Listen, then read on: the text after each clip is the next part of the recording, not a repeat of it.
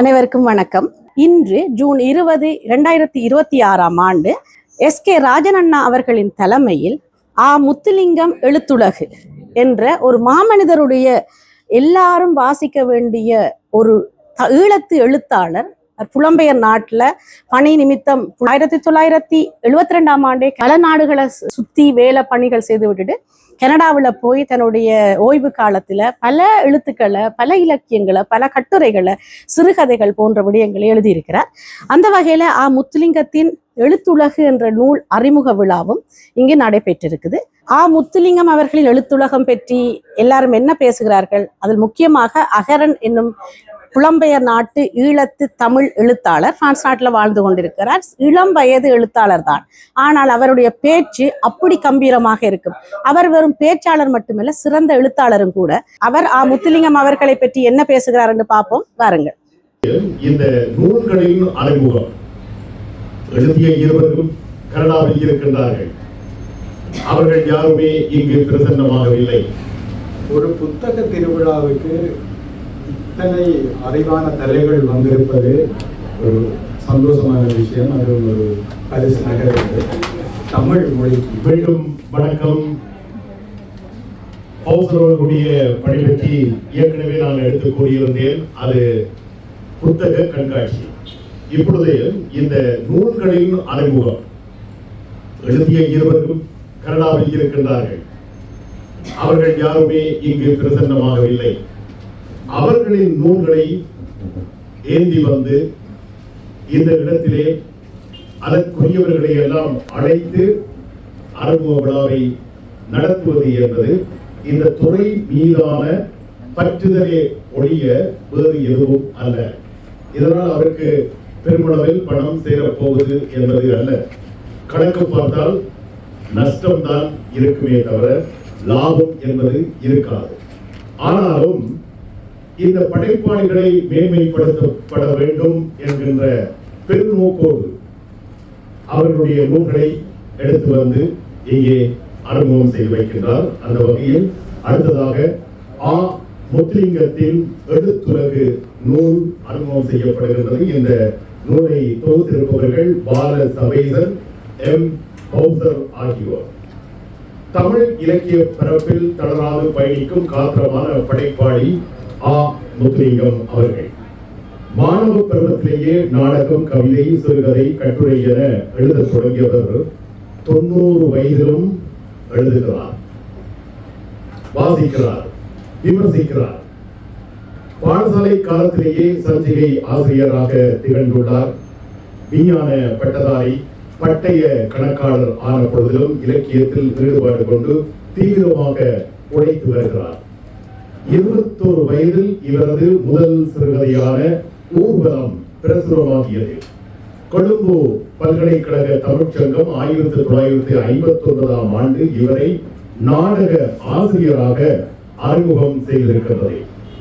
பணி காரணமாக 1972 புலம்பெயர்ந்துவிட்ட இவர் ஆப்பிரிக்க நாடுகள், பாகிஸ்தான், ஆப்கானிஸ்தான் உள்ளிட்ட பல நாடுகளில் அவர் பணியாற்றி இருக்கின்றார். உலக வங்கி, ஐக்கிய நாடுகள் சபை என்பவற்றில் அவருடைய பணி அமைந்திருக்கிறது. இவர் பணியாற்றிய நாடுகளில் வாழுகின்ற மக்களின் பண்பாடு, கலாச்சார விழுமியங்களை, அந்த மக்களின் வாழ்வை தமிழ் இலக்கியத்திற்கு கொண்டு வந்ததில் முதன்மையானவராக எழுத்தாளர் முத்துலிங்கம் அவர்கள் திகழ்கின்றார். இது வரலாற்று பதிவாகவும் அமைந்துள்ளது. முத்துலிங்கம் அவர்கள் சமகால தமிழ் இலக்கியத்தின் மிக முக்கியமான சிறுகதை எழுத்தாளர்களில் ஒருவராக கருதப்படுகின்றார். நகைச்சுவை, மனிதநேயம், உலக பார்வை மற்றும் எளிமையான மொழிகளை ஆகியவை அவரது எழுத்தின் தனி சிறப்புகளாக விளங்குகின்றன. பல சிறுகதை தொகுப்புகள், கட்டுரை நூல்கள் மற்றும் நாவல்களை வெளியிட்டுள்ளார். இவரது நூல்களில் அக்கா, திகட சக்கரம், வம்ச விருத்தி, மகாராஜாவின் ரயில் வண்டி, அமெரிக்கக்காரி, குதிரைக்காரன், உண்மை கலந்த நாட்குறிப்புகள் இது நாவல், கடவுள் தொடங்கிய இடம் நாவல் என்பவை முக்கியமானவை. இவரது படைப்புகள் சர்வதேச அங்கீகாரம் பெற்றவை என்பது தமிழ் இலக்கிய துறைக்கு கிடைத்திருக்கின்ற பெருமை. கனடாவில் தமிழ் இலக்கிய வளர்ச்சிக்காக உருவாக்கப்பட்ட தமிழ் இலக்கிய தோட்டம் அமைப்பின் நிறுவனர்களில் ஒருவர். இதன் மூலமாக பல படைப்பாளர்களை, ஆற்றலாளர்களை அவர்கள் கனடா தேசத்திலே மாண்பேற்றி வருகின்றார்கள். ஹவார்ட் யூனிவர்சிட்டி உள்ளிட்ட பல பல்கலைக்கழகங்களில் தமிழ் இருக்கை அமைப்பதற்கான முயற்சிகளில் முக்கிய பங்காற்றி வருபவர். இவரது படைப்புகள் ஆங்கிலத்தில் மொழிபெயர்க்கப்பட்டு உலக வாசகர்களிடமும் சென்றடைந்துள்ளன. ஈழப் போரின் துயரங்களை நேரடி அரசியல் கோஷங்களாக அல்லாமல் மனிதர்களின் அன்றாட வாழ்வின் அனுபவங்களாக பதிவு செய்த எழுத்தாளராக முத்துலிங்கம் அவர்கள் அறியப்படுகிறார். புலப்பெயர்வு, அடையாளம், அகதி வாழ்க்கை, கலாச்சார மோதல்கள் போன்றவை அவரது கதைகளின் முக்கிய கருப்பொருட்களாக அமைந்திருக்கின்றன. தமிழ் இலக்கிய விமர்சகர்கள் பலர் முத்துலிங்கத்தை உலக தமிழரின் வாழ்க்கை அனுபவங்களை சிறுகதைகளாக வடித்த கதை சொல்லி என்று மதிப்பிடுகின்றார்கள். முத்துலிங்கம் அவர்கள் எழுதிய எழுத்துலகு நூல் பாலசபைசன், எம். வாசர் ஆகியோரால் தொகுக்கப்பட்டுள்ளது. அந்த நூல் பற்றி இப்பொழுது எங்கள் மத்தியில் பேசுவதற்காக சிறந்ததொரு பேச்சாளர், இளவயதிலேயே இந்த துறையிலே தன்னை மிக சிறப்பாக நெருப்படுத்தி இருப்பவர். நூலை பற்றி பேசுவதற்கு முன்னர் தண்ணீர் கூட குடிக்க மாட்டார். கொஞ்சம் தண்ணீர் அருந்துங்கள் இல்லை, நான் தொட்டதை முடித்த பின்னர் என்றார். ஆகவே அதில் எவ்வளவு தூரம் சிரத்தையாக இருக்கின்றார் என்றால், தண்ணீர் குடிக்கின்ற பொழுது கூட சிந்தனை வேறு இடத்திற்கு போய்விடக் கூடாது என்பதில் மிக கவனமாக அசுரன் இருப்பதால் உடனடியாகவே அவரிடத்தில் ஒலிவாங்கியை கையளிக்கின்றேன். அவரை நாங்கள் அகரன் அவர்களை மிக அன்போடு வரவேற்றுக் கொள்கின்றோம். எல்லோரும் நீங்களும் வரவேற்றுக் கொள்ளுங்கள். இருப்பவர்கள் கொஞ்சம் பேராக இருந்தாலும் நாங்கள் நிறைவாக இருக்கின்றோம் என்பதை காட்டிக்கொள்ள வேண்டும்.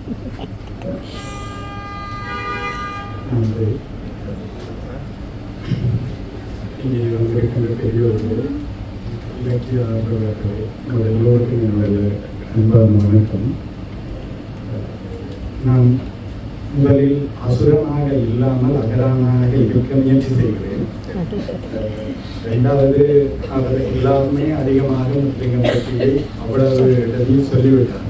முதலாவது அவரே பேசிவிட்டார். இனி நான் பேசுவது என்பதே ஒரு பெரிய விஷயமாக போய்விட்டது. அதைவிட இப்படி ஒரு குரலை தமிழில் வைத்துக் கொண்டிருக்கிற ஒருவர் முஸ்லிம்கள் பற்றிய முழுமையான விஷயங்களை சொன்ன பிறகு இந்த குரலை வைத்திருக்கிற நான் சொல்றது என்பது ஒரு சவாலான விஷயம்.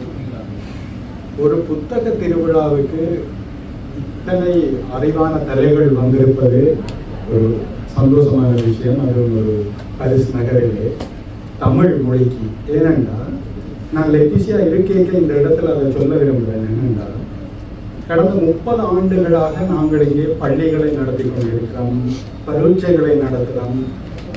ஒரு கொண்டாட்டமாக பரீட்சைகள் நடைபெற்று கொண்டிருக்கின்றன.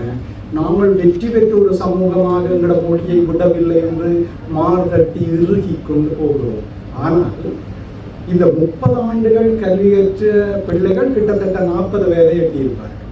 ஆனால் ஒரு பிள்ளை கூட பிரெஞ்சிலிருந்து அல்லது பிரெஞ்சு மொழிக்கு ஒரு தமிழ் இலக்கியத்தை இதுவரை மொழிபெயர்க்கவில்லை. ஆனால் தென் பிரான்சின் ஒரு கிராமத்தில் இருந்து அயலிலே ஒரு தமிழ் மக்கள் குடியிருப்பை பார்த்து அந்த தமிழ் மக்கள் நன்றி என்று தனக்கு சொன்ன அந்த சொல் இந்த மொழியில் பிடித்துக் கொண்டு அந்த நூலால் ஏறி தமிழ் ஏணியில் உயர்ந்து நான் அவர்களுக்கு வீட்டை போயிருக்கிறேன். என்னுடன் இல்லாத பல நூல்கள், பிரமிழின் முழு தொகுதி கூட அவர் வச்சிருக்கிறார். அவ்வளவு ஆச்சரியமா இருக்கு. அவருடைய பிள்ளையின் பெயர் தமிழ், காயத்ரி அப்படியே வச்சிருக்கிறார்.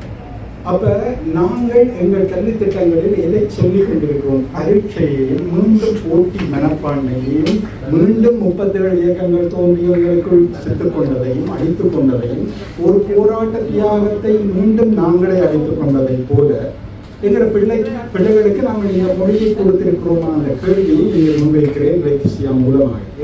ஏனென்றால் அவருடைய மொழிபெயர்ப்பை பிரெஞ்சு இலக்கிய ஆர்வலர்கள், அறிஞர்கள் அவ்வளவு சிறப்பாக சொல்லியிருக்கிறார்கள். நான் அவர் மொழிபெயர்த்த புத்தகங்களை என்னுடைய மெரிசன் கிரேத்தோம் எனக்கு தெரிந்த பிரெஞ்சு நண்பர்கள் எல்லோருக்கும் வேண்டி கொடுத்தேன். படிச்சுட்டு, ஏனென்றா எனக்கு அது பெருமை, என்னுடைய மொழி இந்த பிரெஞ்சில் வந்து அவர்கள் வந்து ஆச்சரியப்படுகிறார்கள். இலங்கை என்றது இருக்காண்டே பல பிரெஞ்சுக்காரர்களுக்கு ஒரு கேள்வி உண்டு, அது எங்கே இருக்குன்னு கேட்குறேன். அப்படியான நிலையில் நாங்கள் இப்போ நான் சிலரோட பேசும்போது இந்த புத்தகத்தை கொடுத்த பிறகு, ஆனால் நீங்கள் இவ்வளவு கஷ்டப்பட்டு இவ்வளவு பிரச்சனையோட வந்திருக்கு இந்த கேள்வி பிரெஞ்சுக்காரருக்கு முதல் அறிமுகமாகுது. இந்த அறிமுகத்தை 50 ஆண்டுகள் புலம்பெயர்ந்து இங்கு வாழ்ந்து இந்த மக்களோட இருந்து இந்த மக்கள் இந்த அரசு அகதியடைக்கலந்து இந்த நாட்டின் குடிகளாகி பிள்ளை பிறந்து அந்த பிள்ளைகளை பெற்றெடுத்த நாங்கள் ஒரு பிள்ளையை கூட அந்த நிலைக்கு கொண்டு இல்லை என்பதை நாங்கள் மீண்டும் மீண்டும் இங்கே வந்திருக்கிறவர்கள் சாதாரணமானவர்கள் இல்லை. அவைக்கு முன்னாலே இந்த கேள்வியை நான் வைத்துக்கொண்டு முத்துலிங்கம் ஐயாவினுடைய எழுத்துலகு என்று திரு பாலசதீசன் மற்றும் எம் பவுசர், இந்த பேர் நல்லா இருக்கு. எம் பவுசர் என்றது எங்கட பவுசர் அப்படின்ற மாதிரி நான் எடுத்துக்கொள்வேன். ஏனென்றா இப்படியான நான் பொதுவாக இப்படி ஒரு பெரிய விஷயத்தை செய்ய விரும்ப மாட்டேன். ஏனென்றா இதெல்லாம் ஒரு எழுத்தாளருடைய முழு படைப்பையும் படித்தவர்களால் தான் அதை செய்யணும். அரைகுறையாக படிச்சுட்டு வந்து கதைச்சிட்டு போவதில் ஒன்றும் இல்லை, விரும்புகிறேன். ஆனால் எனக்கு தமிழிலேயே ஆறாத தீராத காதல் கொண்ட ஒரு எழுத்தாளர் முத்துலிங்கம் ஐயாண்டவடியா அவர் கேட்ட உடனே வேற யாரும் அந்த இடத்தை பிடிக்கக்கூடாது ஒன்று. ஏனென்றா நான் ஒரு கோவிட் காலங்களில் தீவிரமான ஒரு பசியை துறந்த படிப்பை மேற்கொண்டு அந்த படிப்பில் முத்துலிங்கம் ஐயாண்ட இடத்துல ஒரு வெறி கொண்டு அந்த வெறியான நிலை என்னை எழுத வச்சது. அல்லாட்டியே நான் சிறுகதைகளை கிட்டத்தட்ட 80களில் இருந்து 90 ஈழத்து பல சிறுகதைகள் இன்றும் கூட கிட்டத்தட்ட அது ஒரு ராணி காமிஸ் கதைகளாகவே இருந்து எனக்கு ஒரு விருப்பத்தை தந்தது. அப்படி இருக்க ஒரு சில எழுத்தாளர்களுடைய எழுத்து உத்திகளும் அவர்கள் வந்து ஒரு புதிய கட்டிடத்தை கட்டுவது போல மொழியை கட்டுகிற விதமும் எங்களை ஒரு உயிர் துடிப்போட வேகமாக நீந்தி செல்ல வைக்கிற விதமும் எனக்கு வந்து ஒரு அசாத்திய ஒரு எழுத்தாளனை கண்டுபிடிச்ச தான் இருந்தது. ஒரு வாஸ்கோடகாமா புதிய நிலத்தை கண்டுபிடிச்சதை கூட முத்துலிங்கம் ஐயா கண்டுபிடிச்ச உடனே என்னை நானே இதுக்குள்ளே கண்டுபிடிச்ச மாதிரி இருந்தது. ஏனும் நானும் புலம்பெயர்ந்த பாதைகள் வேறாக இருந்தாலும் கிட்டத்தட்ட நிறைய மன அகங்கள் மனப்பாதைகள் அவர் சொல்ல வர விஷயத்தை இவ்வளவு நாசுக்காக தெளிவாக கட்சிகள் பேதம் என்று சொல்கிற விதங்கள் என்னுடைய மனத்தை அவருடைய எழுத்தின் மனத்தில் பார்த்தேன். அதால் எனக்கு தொடர்ந்து அவரை வாசிக்க இப்போ ஒரு பாடலை பாட இன்னொரு பாடல் சரியில்லாட்டியும் பாடுற மாதிரி அவருடைய எழுத்தை படிக்க ஏன் நானும் இப்படி ஒரு கதை எழுதக்கூடாதுன்ற ஒரு உந்துதலை எனக்கு தந்தது. தொடர்ந்து நான் 3 புத்தகங்களை வெளியிட்டிருக்கிறேன். கிட்டத்தட்ட இந்த என்னுடைய குருவினுடைய ஆசீர்வாதம் தான். அது எப்படி செய்தனா, முதல் கதையை எழுதிட்டு எனக்கு அவருடைய ஐயாவின் கணக்கு புத்தகம் வாசிச்சுட்டு இரவு நித்திரையே வரையில்லை. ஆனால் அந்த நித்திரையை பெற விடாத அந்த எழுத்துக்கு ஒரு அர்ப்பணிப்பாக ஒரு உடனடியாகவே ஒரு கதையை எழுதிட்டு ஒரு மாதமாக அதை செதுக்கி போட்டு அதை எனக்கு தெரியும் பல எழுத்தாளர்கள் சில நண்பர்கள் சொன்னார் அவரை இலகுவாக அணுக முடியாது, ஒரு எழுத்தாளரோட அவர் பேசலாம், சம்மந்தம் இல்லாத நேரத்தை செலவழிக்கலான்னு. அப்போ நான் என்ன செய்வேன்னா அந்த கதையை எழுதி முத்துலிங்கம் ஐயா அந்த இமெயிலுக்கு அனுப்பிட்டு நீங்கள் இந்த கதை படிச்சிருந்தால் பதில் போடுங்க, அல்லாட்டி போட வேண்டாம், அந்த பதில் 2 வரியில் இருந்தால் காணும்னு போட்டேன். ஒரு கிழமையாக பதிலே இல்லை, கதையும் இல்லை, அது சாத்தியமும் இல்லைன்னு தான் இருந்தேன். ஒரு நாள் ஒரு மாலை 4 மணி நம்ம மடக்கையில் ஒரு கோல் வந்து கனடா நம்பர்லேருந்து வருது. எனக்கு பெரிய அளவில் புலம்பெயர்ந்த இதில் நண்பர்கள் இல்லை, கனடாவிலேருந்து பெரியலேருந்து முத்துலிங்கம் ஐயா யோசிக்கலாம். இந்த நாள் ஆயிடுச்சு. எடுத்த போது தம்பி இப்போ நேரம் கதைக்க முடியுமான்னு கேட்டார். அந்த பண்பின் உச்சத்தை அங்கே தான் கவனித்தேன். அவ்வளோ ஒரு பெரிய மனுஷன் என்னோட கதைச்சிட கதைக்க முடியுமான்னு. அப்போ நான் எங்கள் மகளை பள்ளிக்கூடத்தில் எடுக்க போய்கொண்டிருக்கிறேன். ஆனால் எனக்கு இல்லை என்று சொல்ல இல்லாத மனமாக இருந்தது. ஒற்றை கையில் மகளையும் பிடிச்சு கொண்டு வீடு போய் போனுக்கு சார்ஜ் போயிட்டுது, சார்ஜையும் போட்டுட்டு அப்படியே படுத்திருந்து அவரோட கதைச்சு முடித்தேன். அவர் கிட்டத்தட்ட 1 மணி நேரம் என்னோட பேசினார் அந்த கதையை பற்றி.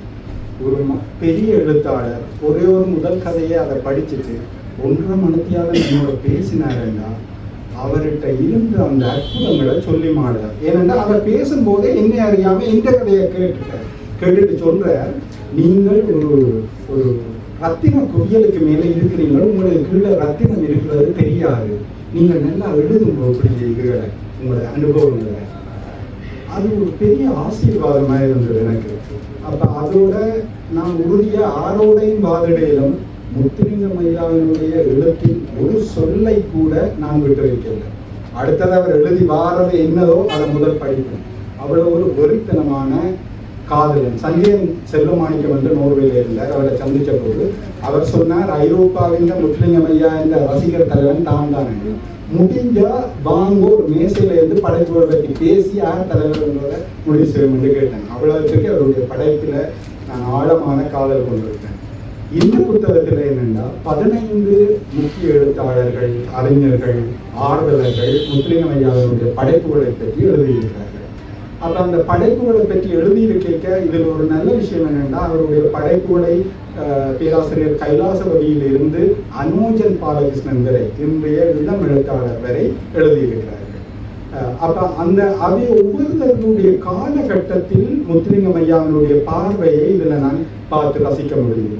ஏனென்றா அக்கா தொகுதி 64ஆம் ஆண்டு வந்தது. ஆனால் இரண்டாவது அவர்களுடைய சிறுகதை கூடி 95ஆம் ஆண்டு எழுது. கிட்டத்தட்ட 30 ஆண்டுகள் அவர் எழுதவில்லை.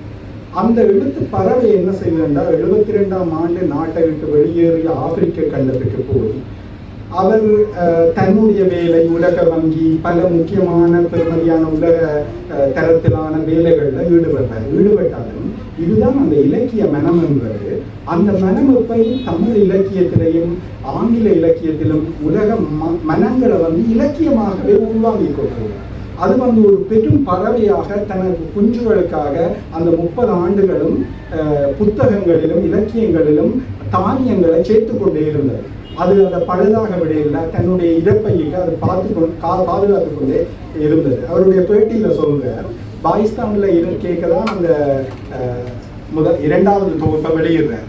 அப்போ அதை சொல்லிக்க, ஏன் நீங்கள் இவ்வளோ காலம் எழுத இல்லை? நான் நினைக்கிறேன் ஜெயமோகன் தான் அந்த கேள்வியை கேட்க அவர் சொல்கிறார் என்னென்னா, நான் இவ்வளவு நாளும் படித்து கொண்டு தான் இருந்தேன், திருப்பி எழுதணுமாண்டா எல்லாம் யோசிக்கல. ஆனால் திருப்பி நான் இப்போ எழுதி கொண்டு இருக்கிற தமிழ் சிறுகதை எழுத்து படைப்புகளை படிக்க தமிழ் அந்த சிறுகதை படிமானம் எழுத்து இப்போ நான் எழுந்தின காலத்தில் தான் நிற்குதுன்ற இதான் அதற்கு நுட்பமான விமர்சனம். யாரையும் நோக்கடிக்கவில்லை, ஆனால் அதுக்குள்ள இருக்கிற விமர்சனம் மிக கடுமையான ஆழமானது. ஏன்னா தமிழ் எழுத்து முறை, சிறுகதை எழுத்து முறை 50களில் நிற்குது என்றது இவ்வளவு ஒரு பெரிய. அப்போ நான் எழுதுவோம் என்று வெளிக்கிட்டேன். அது ஒரு வெறும் சொல்லல்ல, உண்மையிலேயே அது இப்போ பல எழுத்துக்கள் 50களில் இல்லை 900களில் நிற்கிற எழுத்துக்களை இப்போதும் புத்தகமாக வெளியிட்டு அதற்குத்தான் மிகப்பெரிய பிரச்சாரங்கள், விளம்பரங்கள் எல்லாம் இருக்குது. அது ஒரு விற்பனை உத்தியாக இருக்குது. நான் அதை அவர்கிட்ட பேசும்போது கேட்டேன், ஏன் நீங்கள் ஒரு புத்தக வெளியீட்டு விழா கூட செய்யலை? இந்த இவ்வளோ காலம் உங்களை நான் கண்டடைய இல்லையே. பல புத்தக விழாக்களை பார்க்குறேன், போகிறோம் பாரம், ஆனால் உங்களை நான் ஏன் கண்டடையில்லை என்று அவர் சொன்னார்.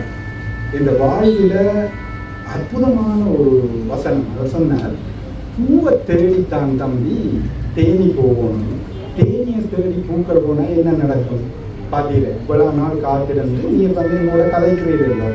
இதை மாதிரி சிறந்த படைப்பை வாசகம் தான் தேடி போவதே தவிர புத்தகங்கள் வந்துருக்க பூ ஓடி போய் வந்துருக்கிறது முடியாது சொல்லாத தம்பியன்று.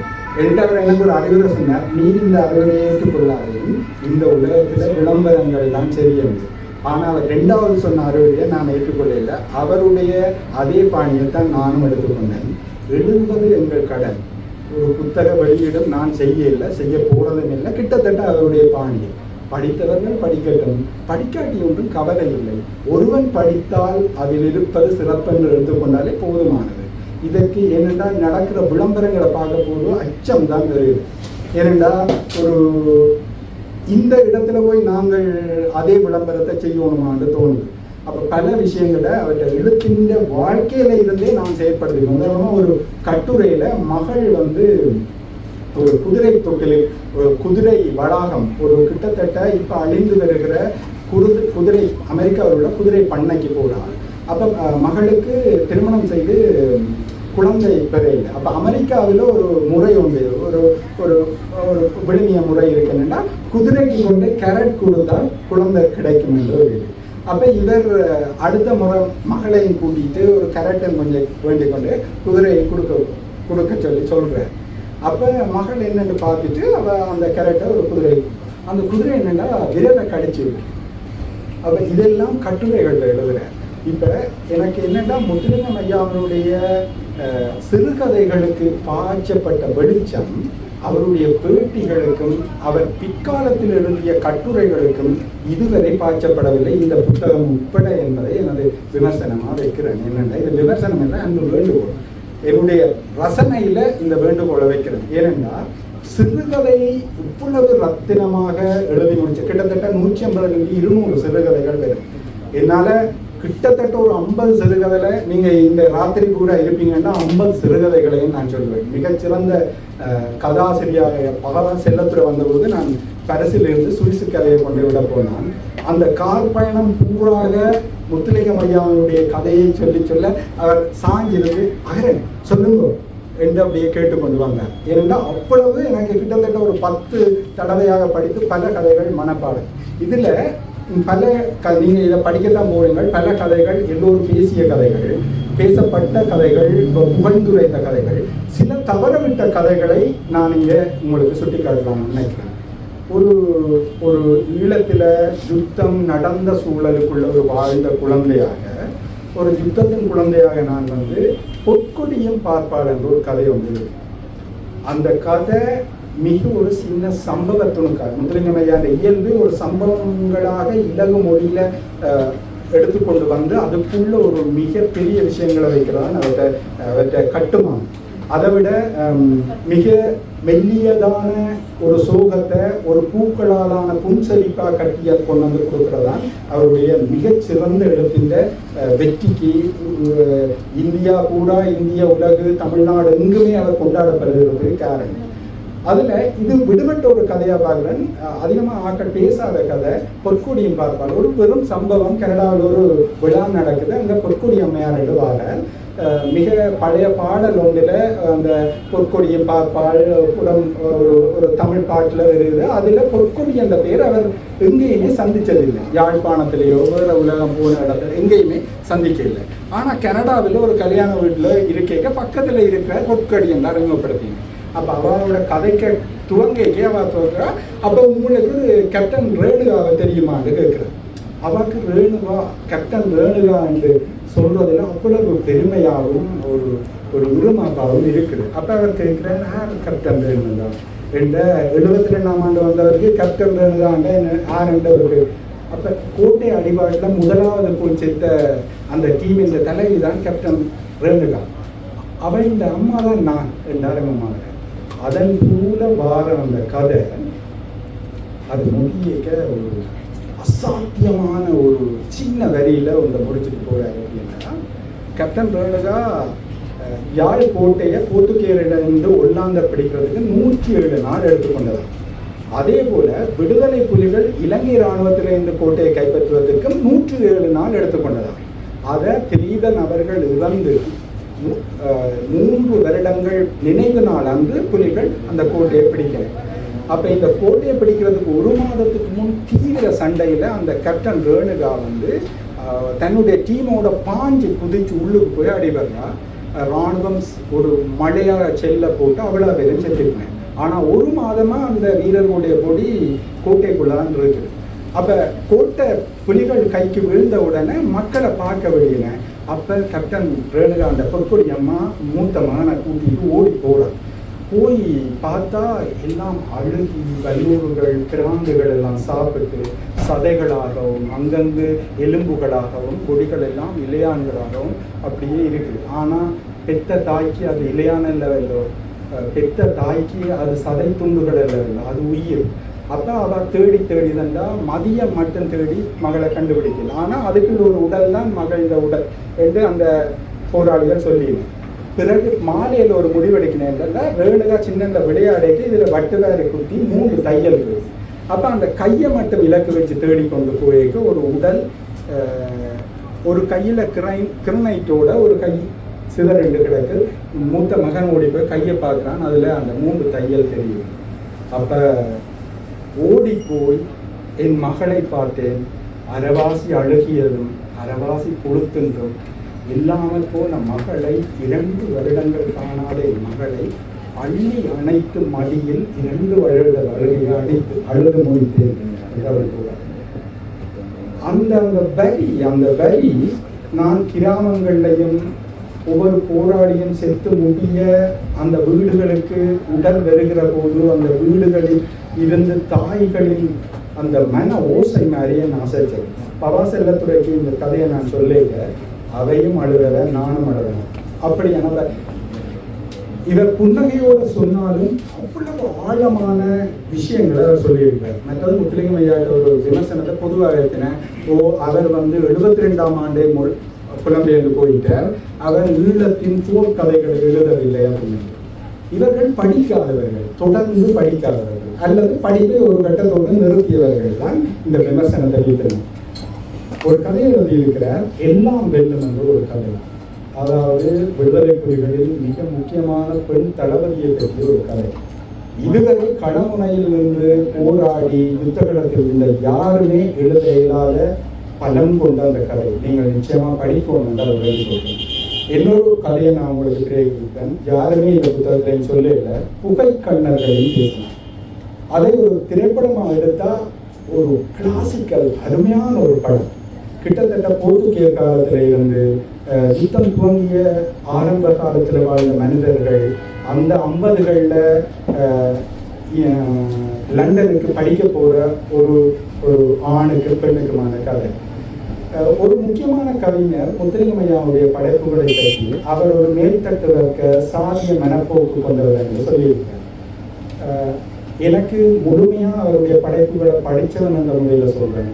அவருடைய எழுத்துக்களில் புகைக்கண்ணர்களின் தேசத்தை படிச்சீங்கன்னா இந்த சாதியம் பற்றி ஒருபோதும் அவர் சாதியை குறிப்பிட, சாதி என்ற வார்த்தைகள் ஒரு கதையின் ஊடாக இவ்வளவு ஒரு அற்புதமாக அதை சொல்லியிருக்கிறார்.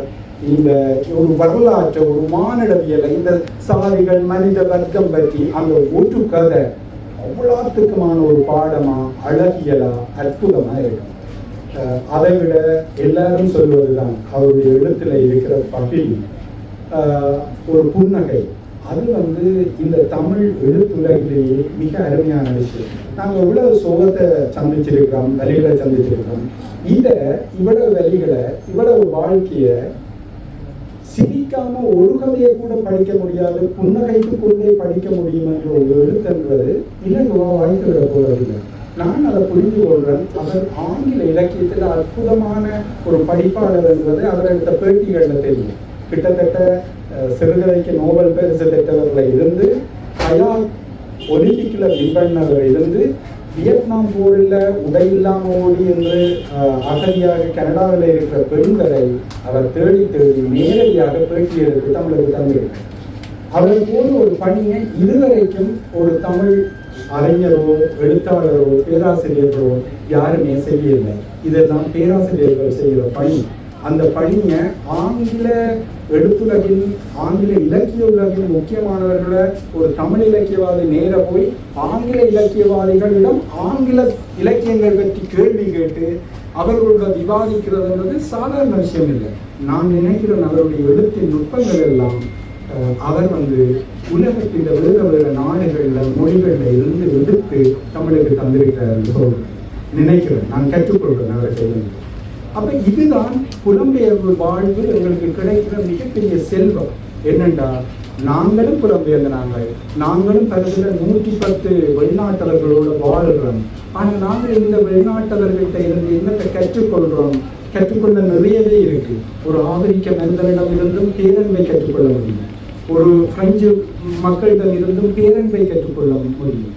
இது மொழி நிறம் என்பது பிரிவு. மனிதர்களிடம் அன்பை எல்லா மனிதர்களிடமிருந்தும் விதமாக கற்றுக்கொள்ள முடியும். வாழ்க்கை முறையை கற்றுக்கொள்ள முடியும். அதைத்தான் முத்துலிங்கம் ஐயா அருமையான ஒரு வடிவத்தில் பணியாற்றி இருக்கிறார். நாங்கள் எல்லோருக்கும் ஓய்வு காலம் ஒன்று வரும். அந்த ஓய்வு காலத்துக்கான திட்டம் எங்களிடம் இருக்கவே இருக்காது. நீங்கள் யோசிச்சு பாருங்க, தன் வாழ்நாளெல்லாம் தனக்காக உழைச்சிட்டு அந்த பணத்தை கொண்டே கனடாவில் வீழ வேண்டிட்டு இருந்து தமிழுக்காக அவ்வளவு படைப்பையும் தன்னை ஏறக்கூடிய வாழ்நாள் கூட ஒரு மனுஷன் செய்திருக்கிறார் என்பது தன் மீதி காலத்தை பயணம் செய்யல. மீண்டும் இலங்கைக்கு இது அவர்கிட்ட கேட்டேன். மீண்டும் கொக்குவிலுக்கு அவர் போனதே அல்ல.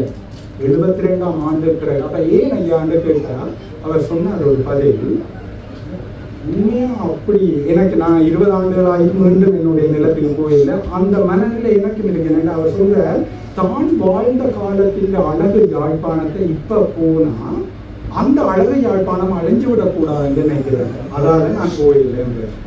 அப்ப எனக்கும் அது தோணுது என்னன்னா, நாங்கள் யுத்த காலம் புலிகள் பகுதி ஒரு போராட்ட நிலத்தில் இருந்தாலும் நான் பழகி வாழ்ந்து படித்த பள்ளி நண்பர்கள் 15 பேர் இல்லை யுத்தத்தில் இறந்திருந்தேன். இப்ப அங்கே என் வயதிற்கு ஒருவன் கூட இல்லை. அப்ப நான் எந்த கிராமத்துக்கு போனா நான் மகள போறதில்லை. அது என் கிராமமே இல்லை. அது நதி போல இப்ப வேறு ஒரு கிராமமா இருக்கு.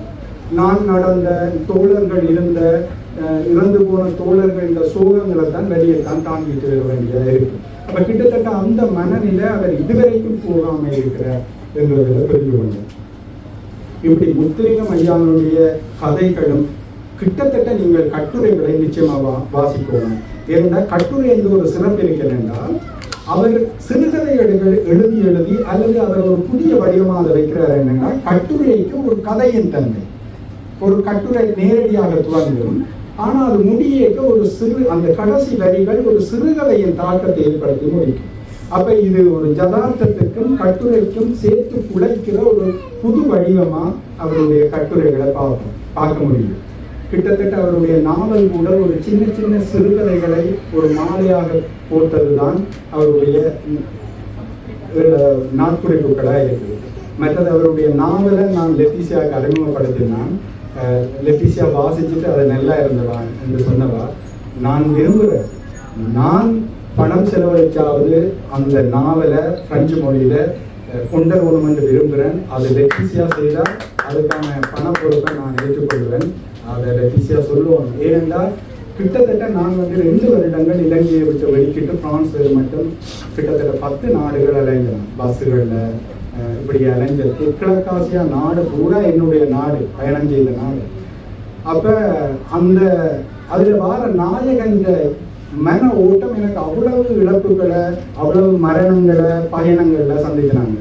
கிட்டத்தட்ட லோங்கிரபாம் லாவோஸ் ஒரு மலை உச்சியில இருக்கிற ஒரு கிராமத்துக்கு போயிட்டு ஒரு மரணத்தை சந்திக்கிற நிலையெல்லாம் நான் சந்திச்சு, பஸ்காரன் ஒரு காட்டுக்கு தனியை இறக்கி விட்டுட்டே போயிட்டான். அப்படியெல்லாம் சந்திக்கிறாங்க. அப்ப கிட்டத்தட்ட அந்த கடவுள் தொடங்கிய இடம் என்ன நிறைய பாதிச்சது.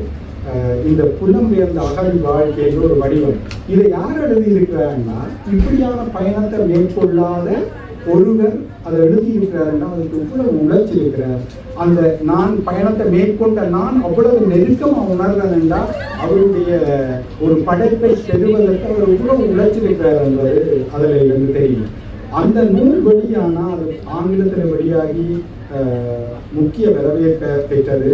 உங்களுக்கு தெரியும், மெக்சிகோவில் அது ஆங்கிலத்திலிருந்து மெக்சிகோவுக்கு மொழிபெயர்க்கப்பட்டு ஒரு பெரிய மெக்சிகோவில் இருக்கிற புத்தக கிராமம் உண்டு. அந்த புத்தகங்கள்லாம் படிப்பு தான். அந்த கிராமத்தில் ஒரு பெரிய மதில்ல மெக்சிகோ மொழியில பெருசா அதிலே வார வசனத்தை எழுப்பி அப்பா துறை முத்துலிங்கம் வந்து போட்டிருந்தாரு. அது போட்டோக்கள் எல்லாம் வந்தது, பத்திரிகையில வந்தது. அப்ப வேற மொழியாளர்கள் அந்த இலக்கியங்களை படிக்க விட கொண்டாடின வரிகளே. ஆனால் நாங்கள் இன்று மட்டும் எங்களுடைய ஈழத்தில் இருக்கிறார்கள் படிக்கிறதை நிறுத்தினேன். ஏனென்றால் அதை படித்து முடித்தவர்கள் என்று தான் நினைக்கிறேன். ஏனென்றால் ஈழத்தில் பலருக்கு முத்துலிங்கம் ஐயா அந்த படைப்புகளோ எழுத்துக்களை பற்றி தெரியாது.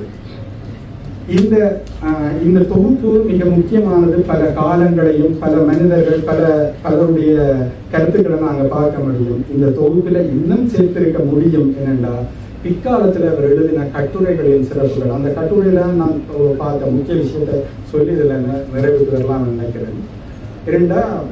19ஆம் நூற்றாண்டு யாழ்ப்பாண அறிஞர்கள் தான் தமிழ் உலகையே ஆண்டார்கள். ஆரம்ப நாவல்ல சென்னைக்கு போய் அங்கே அச்சியந்திரத்தை நிறுவி பல புத்தகங்களை தமிழ் மொழிக்கு அச்சு போட்டார். சிவை தாமோதரம் அவை எல்லாம் யாழ்ப்பாணத்தில் இருந்து போய் யாழ்ப்பாணத்தில் முதல் தென்னிந்தியாவினுடைய முதல் தமிழ் பேராசிரியர் சுவாமி விபுலானந்தர். அதைவிட முதலாவதாக பரீட்சை எழுதி தேறியவர்கள் யாழ்ப்பாணத்தைச் சேர்ந்த 2 அறிஞர்கள். இப்படி ஒரு முக்கியமான காலகட்டமாக இருந்தது. ஏனென்றால் தென்னிந்தியா அரசுடைய வீழ்ச்சி யாழ்ப்பாணத்தில் பல புரவலர்கள் பாட்டு பாடுபவர்களுக்கு பணம் கொடுத்து கொண்டிருந்தார். அந்த நேரத்தில் அந்த குறிக்கொண்டு வருவது முத்திரையனை அந்த புத்தகத்தில் இருந்தால் ஒரு புலவர் ஒரு ஆள் இருந்தவராம் 400 பாடல்கள் வரை என்னென்னா மனநம். இப்போ நீங்கள் ஒரு பாடலை பாடிக்கொண்டு போறீங்கன்னா அடுத்த கணம் அவ்வளவு பாடலையும் அவர் ஒப்பிப்பார். அவ்வளவு ஒரு திறம் வாய்ந்தவராக இருந்தவராம். அப்போ சென்னையில் இருந்து ஒரு புலவர் தன்னை அடிக்கொடிகளோட வந்து பாட்டு பாடி பணம் பெறுவதற்காக பாட்டு பாடுறார். அவர் பாடி முடிச்ச உடனே அந்த புலவரும் யாழ்ப்பாண புலவர் பக்கத்தில் இருந்துட்டு சொல்றார், இது நீங்க இயற்கையில இது பணம் பாடல் என்று சொல்றார். அவருக்கு ஆச்சரியமா வந்துட்டு எப்படி என்று கேட்கிறார். அவர் பாடின பாடலை அந்த புலவர் அப்படியே ஒப்பிச்சு சொல்றார். சொல்ல அவருக்கு எதுக்கமாயிட்டு இதை உண்மையா நானே இயற்றினு பயந்து போனேன். ஆனா பிறகுதான் அவர் சொல்றாருண்டா இவர் கேட்ட உடனேயே அவ்வளவு பாடல்களையும் ஒப்பிக்கிற திறமையா இருக்கு. அப்ப எவ்வளவு பயிற்சி பெற்றவர்களா இருந்திருக்கிறேன். தமிழ்ல ஒரு பண்டித பரம்பரையே இருந்தது. இந்த கொடும் யுத்தம், இந்த எங்களோட மொழியை தின்னண்டு வந்த யுத்தம், மொழி மீது ஏறி அதை நிலத்துகள் புதைக்க வேண்டும் என்று வந்த யுத்தம், எங்களின் அறிஞர்களை, எங்களின் கலை உலகை, எங்களின் வாழ்க்கையை அப்படியே கிள்ளி அந்த நந்திக்கடலுக்குள் போட்டுவிட்டு போய்விட்டது. நாங்கள் எல்லாம் சிதறிவிட்டோம். ஆனாலும் ஐயா முத்துலிங்கம் போல, அங்கங்கு சோபாசக்தி போல பல எழுத்தாளுமைகள், வாசுவனண்ணா போல அங்கங்கு அருமையான ரத்தினங்கள் எல்லாம் தென்பட்டு கொண்டுதான் இருக்கிறது. அது ஒரு இனத்தில் நிச்சயமாக இப்படி ஒரு காலகட்டத்தில் இப்படித்தான் ஒரு சவாலாக இருக்கும். ஆனால் இந்த தமிழ் மக்கள் பணத்துக்கு கொடுக்குற முக்கியத்துவத்தை கொஞ்சம் இப்படியான அறிஞர்களுக்கும் இப்படியான படிப்பாளர்களுக்கும் கலைஞர்களுக்கும் கொடுத்தால் இது மீண்டும் மீட்டுருவாக்கம் செய்ய முடியும். மீண்டும் அது தன்னுடைய ஆளுமையை இந்த உலகத்துக்கு காட்டும். பல தமிழகத்தில் இருக்கிற ஆளுமையான இலக்கிய ஆதரவர்கள் சொல்வது போல சோபாசக்தியினுடைய அந்த சலாமலை லெத்திசியானுடைய பெரிய மனம் திறந்த முயற்சியால தெற்காசியாவின் சிறந்த நூல்களில் ஒன்றாக அது தெரிவு செய்யப்பட்டிருப்பது போல எதிர்காலத்தில் இவ்வளவு கதைகளையும் வாழ்க்கையையும் உலகமே ஆச்சரியப்படக்கூடிய வாழ்க்கையை வச்சிருக்கிற நாங்கள் இந்த உலகம் ஆச்சரியப்படுத்துகிற அளவத்தில் ஒரு நோபல் பரிசு பெறவோ ஒரு இலக்கியத்துக்கான நல்ல புத்தக பரிசு பெறவோ கூடிய எழுத்தை செய்ய முடியாத ஒரு காரியமே இல்லை. ஆனால் அடக்கிற இனத்தில் இருந்து சிங்கள மொழிக்கு புத்தக பரிசு கிடைச்சிருக்கு. அடக்கப்பட்ட இனத்தில் இருக்கிற இவ்வளவு வரிகளை சொல்ல இன்னும் ஒரு எழுத்தாளன் இல்லாமலா போய்விட்டான். ஆனால் பல எழுத்துக்கள் லெத்திசியா போன்றவர்களால் மொழிபெயர்க்கப்படும் போது அதற்கான வாய்ப்புகள் நிச்சயம் வந்தேறியும் என்று நம்புகிறேன். அந்த உலகமெல்லாம் பரவி தனது இலைகளை தானியங்களை கொண்டு ஓய்வு காலத்தில் இந்த இனத்துக்கு இந்த மொழிக்கு முத்திரையம் ஐயா கொடுப்பது போல இங்கே இருக்கிற அறிஞர்கள் உங்களால் முடிந்த இலைகளில் காணி இந்த மொழிக்கும் இந்த மக்களுக்கும் உங்களுக்கு நல்ல படைப்புகளை கொடுங்கள், அதை ஆராய்க்க வேண்டும் என்று கேட்டுக்கொண்டு இந்த நல்ல இடத்தில் ஒரு நல்ல அறிவிப்பை வெளியிட விரும்புகிறேன். இந்த மிகச்சிறந்த எனக்கு பிடித்த எழுத்தாளருக்காக பிரான்சிலே ஒரு வலான்வில் என்ற ஒரு கிராமத்திலே ஒரு ஆற்றோடன் ஒரு குட்டி வீடு ஒன்றை வேண்டியுள்ளது. அந்த குட்டி வீடு எப்படியானது என்றால் மூங்கில் மரங்களும் அமைதியும் பறவையும் வயல்வெளிகளும் மட்டுமே இருக்கிற ஒரு நதிக்கரையோரம் உள்ள ஒரு வீடு. அந்த வீட்டை எல்லா ஏற்பாடுகளும் சட்ட ரீதியாக செயலிருக்கிற பட்சத்தில் வருகிற ஆண்டு முத்துலிங்கம் குடில் என்று அதற்கு ஒரு பெயரையிட்டு உலகத்தில் உள்ள தமிழ் மட்டுமல்ல எந்த எழுத்தாளரும் அங்கு வந்து தங்கியிருந்து தனது படைப்பை செய்யக்கூடிய ஒரு இடமாக மாற்றுவதற்கு நான் முயற்சி எடுத்திருக்கிறேன். இந்த ஒரு சிறிய அடியேனின் தமிழுக்கான ஒரு பணியாக அது இருக்கும் என்று நம்புகிறேன். நன்றி, வணக்கம். அசுரன் என்று ஒரு எழுத்து ஒரு அச்சரம் தவறிவிட்டது. ஆனால் பேச்சில் நான் அசுரன் என்று அகரன் இந்த இடத்தில் மீண்டும் ஒரு முறை நிரூபித்திருக்கிறார். அது மாத்திரமல்ல, அவர் இங்கே முத்துலிங்கத்தின் எழுத்துலகு பற்றி பேசியது மாத்திரமல்ல, முத்துலிங்கம் அவர்களை மாண்பேற்றும் பணியையும் அவர் உத்தியோகபூர்வமாக இங்கே அறிவித்திருக்கிறார். அதற்காகவும் நாம் எல்லோரும் அவரை பாராட்டுவோம், வாழ்த்துவோம். மிக நன்றி அகரன். உங்களுடைய அதாவது நீங்கள் பிரான்சுக்கு வந்த காலத்தில் இருந்து உங்கள் பேச்சை ரசிக்கின்ற ஒருவராக நான் இருக்கின்றேன். அவ்வப்பொழுது பல்வேறு விடயங்கள் நாங்கள் பேசிக்கொண்டாலும் கூட நீங்கள் ஒரு விடயத்தை தொடுகின்ற பொழுது அதனை மேலோட்டமாக தொடுவதில்லை என்பது இன்றும் இங்கு நிரூபணமாகி இருக்கின்றது. அதற்கும் எங்களுடைய வாழ்த்துக்களை தெரிவித்துக் கொள்கின்றோம். மிக நன்றி. இத்துடன் இந்த நூல் அறிமுக நிகழ்ச்சி நிறைவு பெறுகின்றது. முத்தலிங்கத்தின் எழுத்துலகு நூலை நீங்கள் இங்கே பெற்றுக்கொள்ளலாம். 25 யூரோ என அறிவிக்கப்பட்டிருக்கிறது. எழுதுகின்றவர்கள் பெற்றுச் செல்லுமாறு என்போடு கேட்டுக்கொள்கின்றோம். நாளைய தினம் காலை 11 மணிக்கு இதுபோல 2 நூல்கள் இங்கே அறிமுகம் செய்து வைக்கப்பட இருக்கின்றன. சுப்பிரமணியம் லோகநாதன் அவர்கள் எழுதிய பெற்றோரியம். இந்த பெற்றோரியம் என்பது புலம்பெயர்ந்து வாழ்கின்ற தமிழ் குடும்பத்தவர்களுக்கு மிக மிக முக்கியமான ஒரு நூல். அதுபோன்று முதுமை வாழ்வின் முழுமை. இதை வாசித்தால் இந்த முதுமையை நாங்கள் எப்படி வாழலாம் என்பதை நிச்சயமாக புரிந்து கொள்ளலாம். எல்லோருமே ஒரு வயதை தாண்டியதன் பின்னர் சாதாரணமாக கூறிக்கொள்வது வயது போய்விட்டது. இந்த வயது போய்விட்டது என்று நினைப்பதே ஒரு மனிதனுடைய உடலை பாதிக்கும். வயதானவர்கள் ஒரு பொழுதும் வயதாகிவிட்டது என்று எண்ணக்கூடாது. மனதில் நீங்கள் இளைஞராக இருக்கின்றீர்கள் என்பதை எப்பொழுதும் எண்ணிக்கொண்டால் உங்கள் மனம் பாதிப்படையாது. மனம் பாதிப்படையவில்லை என்றால் உடல் பாதிக்கப்படாது. எனவே நாளை 11 மணிக்கு இங்கே அறிமுகம் செய்து வைக்கப்படுகின்ற முதுமை வாழ்வின் முழுமை, பெற்றோரியம் ஆகிய நூல்களை நீங்கள் உங்கள் கரங்களில் பெற்றுக் கொள்வதற்கும் இங்கே வருகை தருமாறு உங்கள் அனைவரையும் மிக அன்போடு வரவேற்றுக் கொண்டு இந்த நூல் அறிமுக நிகழ்ச்சியை நிறைவு செய்து கொள்கின்றோம். புத்தகங்கள் இங்கே காட்சிப்படுத்தப்பட்டிருக்கின்றன. அவற்றை நீங்கள் இங்கே பெற்றுக் கொள்ளலாம் என்பதை உங்களுக்கு அறிய தருகின்றோம். மிக்க நன்றி. வணக்கம். இன்றைக்கு 2 நூல்களுடைய அறிமுகம். முதுமை வாழ்வின் முழுமை எல்லாருக்கும் முக்கியமாக தேவையான விடயம். பெற்றோரியம், குழந்தை வளர்ப்பு எப்படி, குழந்தைகளை எப்படி நாங்கள் கவனம் செலுத்தி வளர்க்க வேண்டும், என்னுடைய வளர்ப்பு சரியா என்று சொல்லும் அழகான நூல்கள். இந்த புத்தகம் இதைத்தான் சொல்லுவது. பெற்றோரியம் பிள்ளைகளோட நாங்கள் பிள்ளைகளை புரிந்து கொள்றதுக்கு முயற்சி செய்கிறது தான் இந்த புத்தகம் வழிவகுக்குது. இப்படித்தான் பிள்ளைகள் நடத்தோடனே இது என்ன செய்கிற என்னை கொண்டு போயிடாது அப்படி நிற்கக்கூடாது. இனித்தான் எங்களோட வாழ்க்கையே ஆரம்பமாகுது.